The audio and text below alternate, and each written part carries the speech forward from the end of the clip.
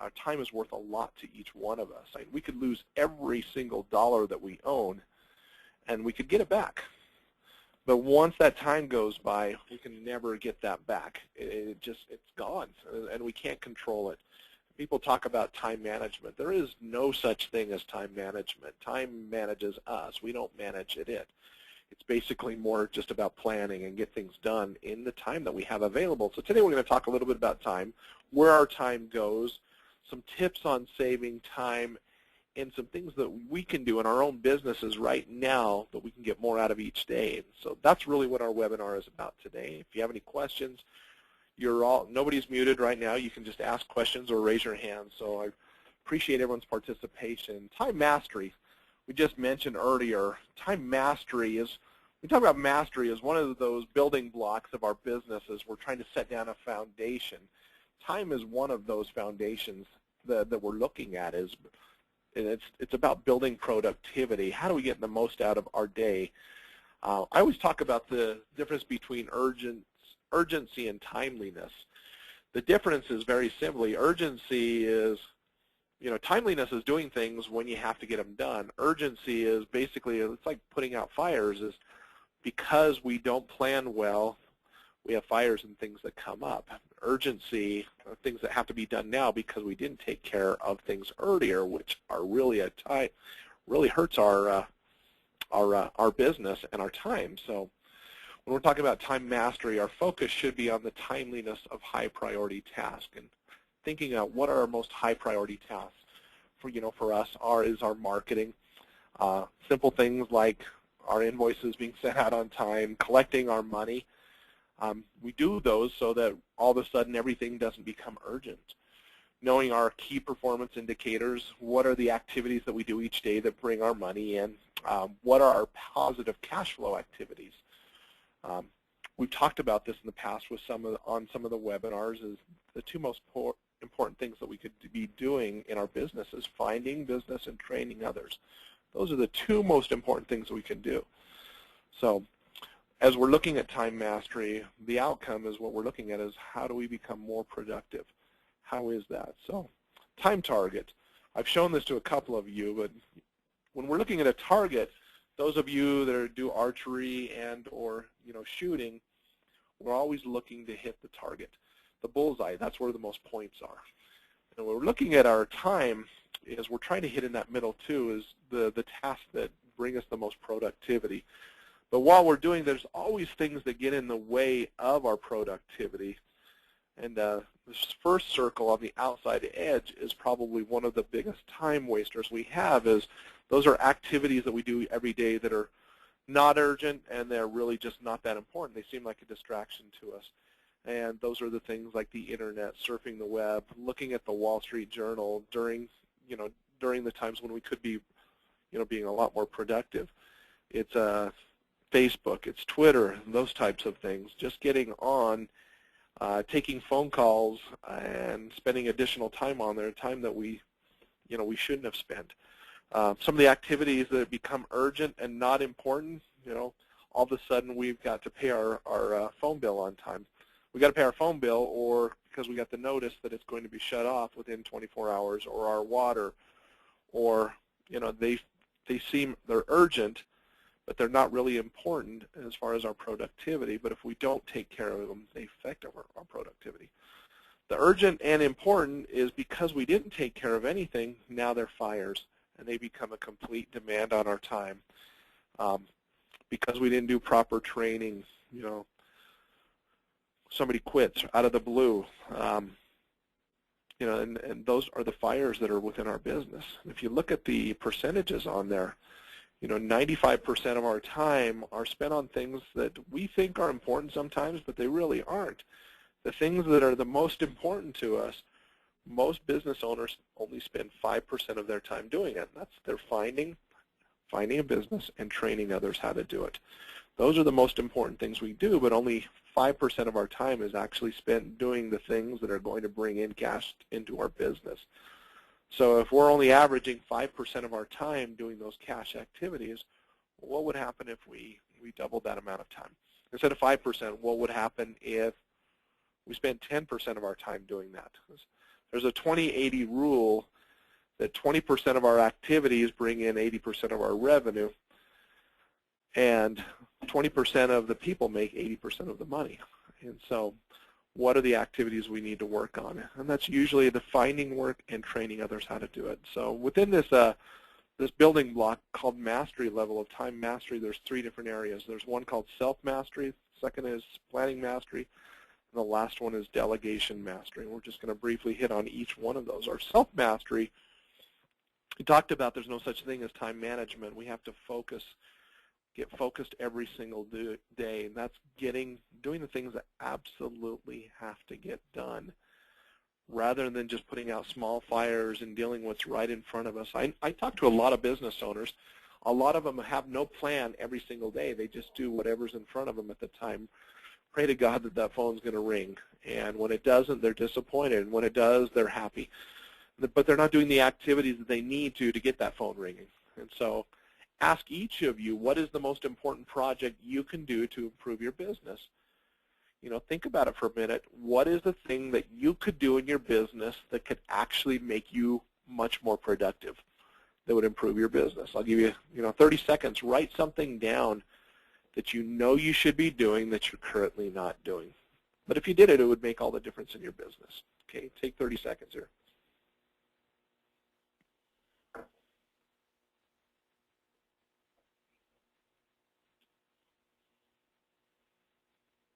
All right, whatever that activity is that you're not currently doing but you know you should be, I have those activities too. I have a lady that holds me accountable, and I share those things with her because those are the things that keep me awake at night.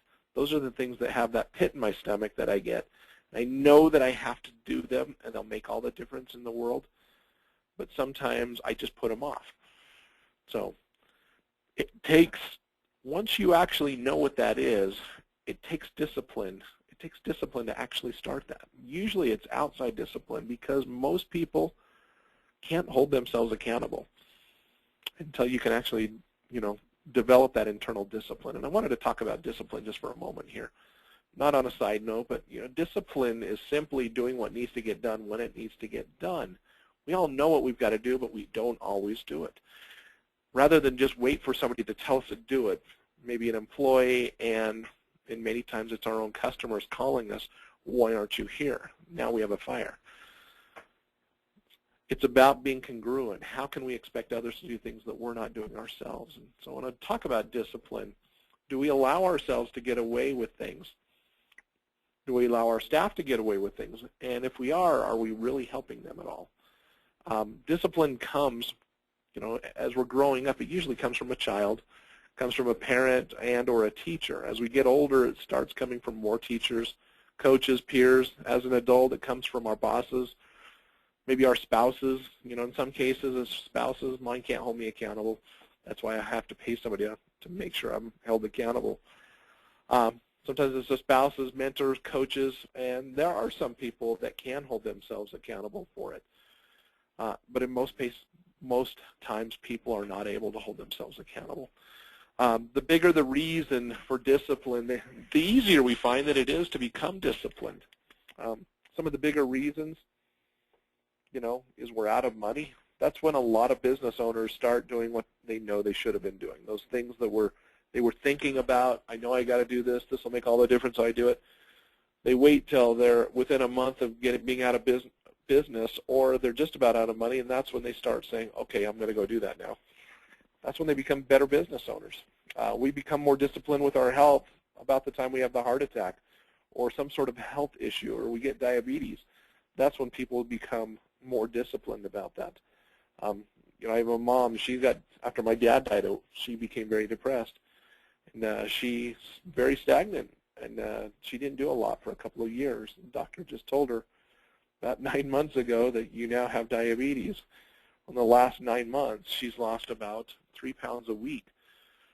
So she's lost, not 3 pounds, about 2 pounds a week. So she's down to her marriage weight, but it took a doctor telling her that, hey, you're sick. You need to do something about it. It scared her bad enough. That's when she started getting more disciplined about her exercise and her health and stuff. And Divorce papers, that's when we decide we probably should be better partners to each other. So law of perturbation, I wanted to talk about that real quickly. And law of perturbation it's a law that was stated years ago. It was actually, there was a scientist during World War II, and she was able to do experiments.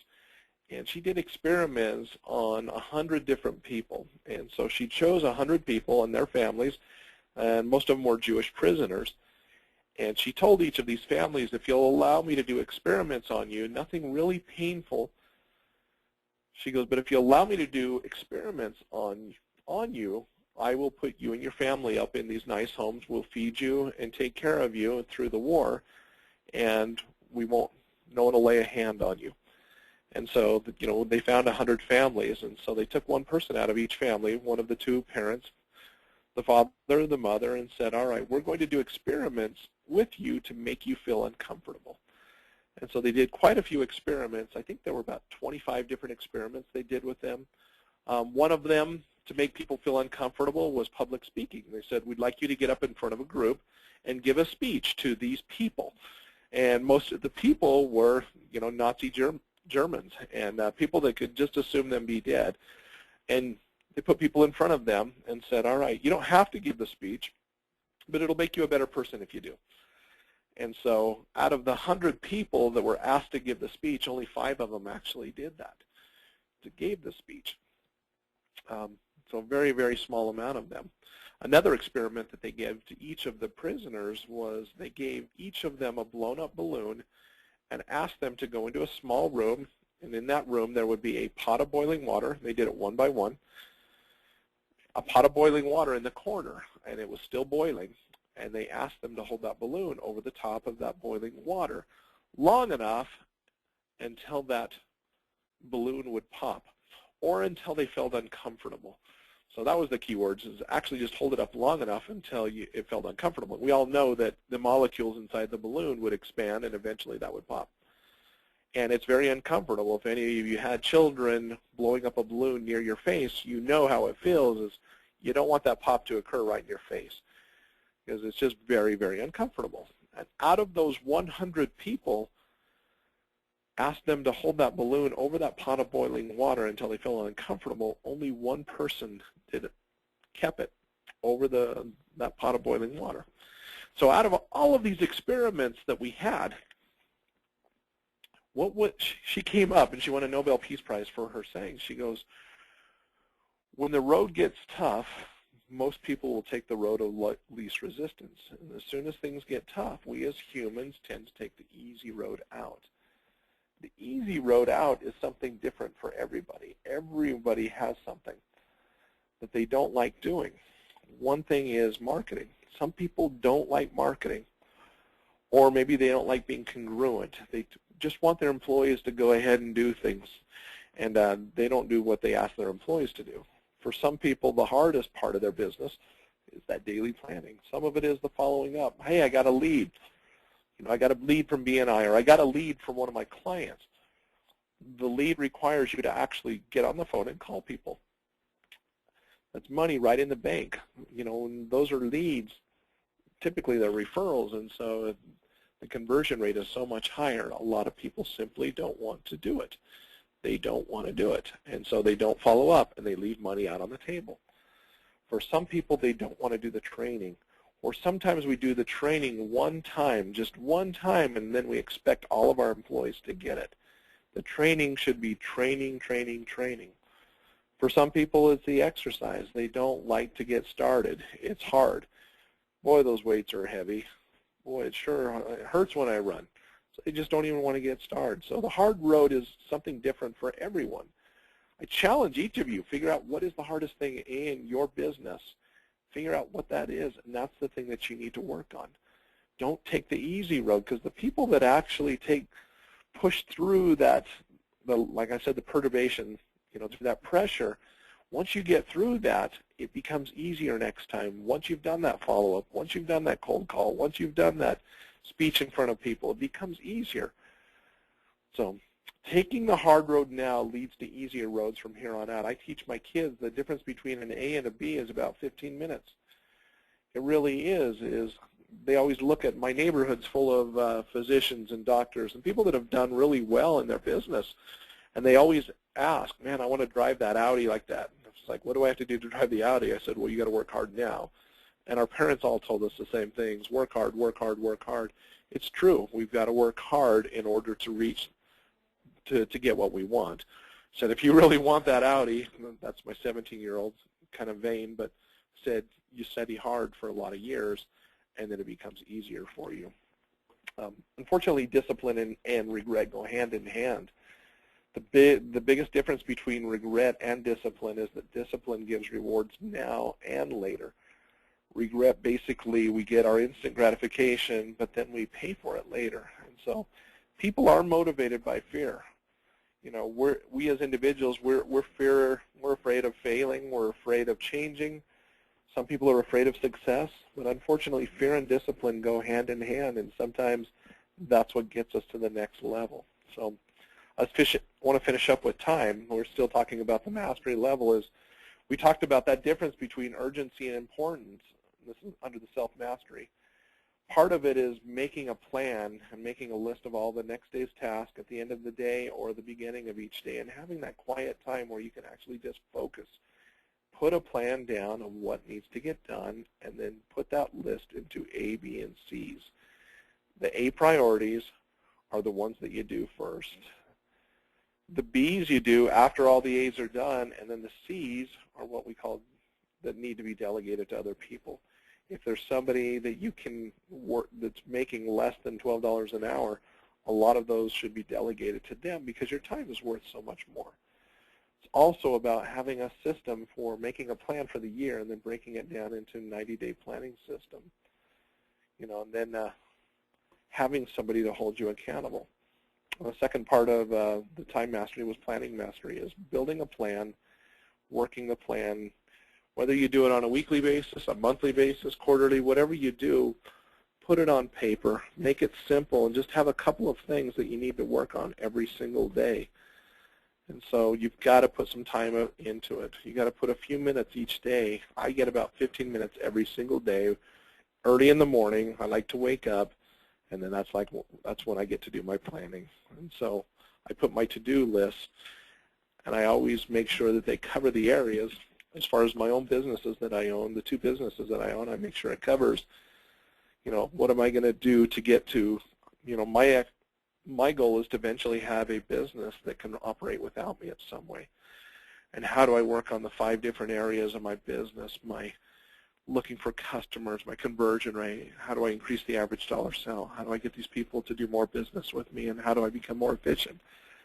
Planning always covers those for myself. And the planning, it just needs to be a simple plan, and it has to have action items. Too many times we just make goals, but there's nothing put to it. We just put these things, I've got to get this done, but it doesn't say how we get it done. Your to-do list should be action items. You've got to know what you're doing. So the best plan is just a simple one. And so delegation mastery. Delegation mastery is looking at everything that you've got to get done. What can you delegate to somebody else? It took me about 2 years when I first started my business before I finally hired my employee.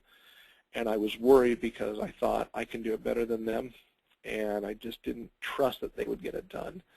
And I finally took that leap of faith and said, all right, I've got so much paperwork and so much of this that has to happen. How do I get it done?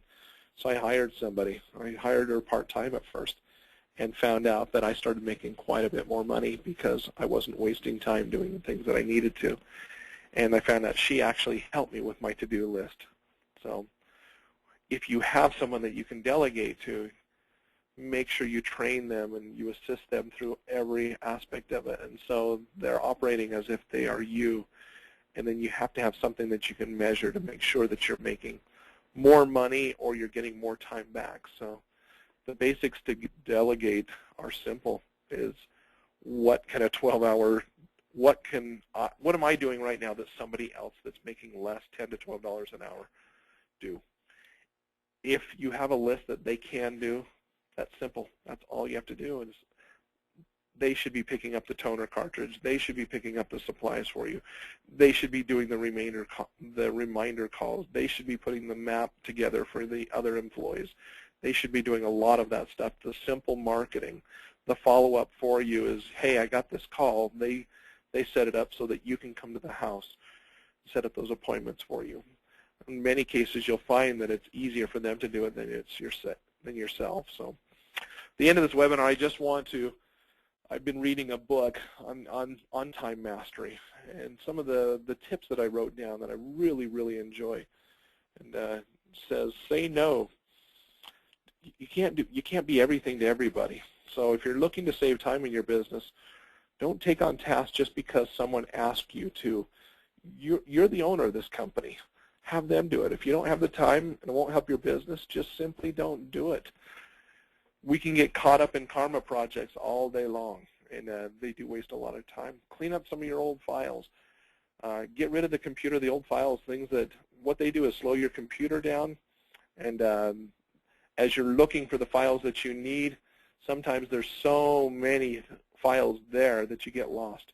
So it can speed up your computer and save you from a fate of endless loading pages. Make the most of your downtime. There are downtime when things actually happen. Your car breaks down, you get stuck in traffic. Whatever it might be is, use that time to update your calendar. Write notes or accomplish other things that have got to happen in your business. Sometimes my best thinking happens when I'm driving, and I drive about 1,000 miles a week right now. I'm finding. And during that time, that's when I have my best time. I have this little recording device right on my iPhone. And when I remember those things, I just dictate it through Siri. Say, take a note, Siri, and she makes notes of things. That's some of my best thinking time. I turn off my radio. Use other mobile apps. There are mobility productivity apps. There's better calendars. There's better listing apps, all of which you can accomplish tasks and save more time, while you're not in front of a computer. A lot of times we think, as soon as I'm in a computer, that's when I'm going to be the most productive. But a lot of times it's not. It's during those other times. Know your habits.